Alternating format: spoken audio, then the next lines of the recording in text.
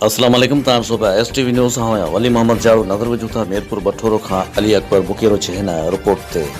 नाज़रीन, Mirpur Bathoro higher secondary school Mirpur Bathoro मां मोकलुनि दौरान केतिरा ई वण वढिजी विया। इन सिलसिले में government higher secondary school Mirpur Bathoro जे प्रिंसिपल पारां सोशल मीडिया ते पोस्टूं शेयर कंदे स्कूल में वणकारी जे सिलसिले में पोखियल वणनि जी वाढी जो इंकशाफ कयो।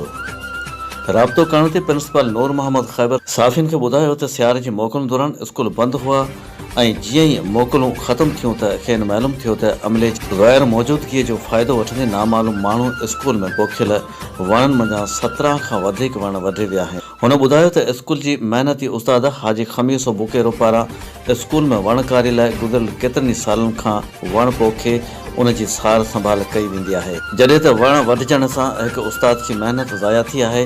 हुन चयो त स्कूल जी मुक़ररु चौकीदार राति जो वक़्तु ड्यूटी ते हूंदो आहे, जॾहिं त मोकलुनि हुअण जे सबबि इहा वाढी ॾींहं जे वक़्तु थी आहे। हुन इंतिज़ामिया खां मुतालबो कयो आहे त वण जी वाढीअ में मुलवस जाबदारनि खे गिरफ़्तार करे सख़्तु सज़ा ॾिनी वञे।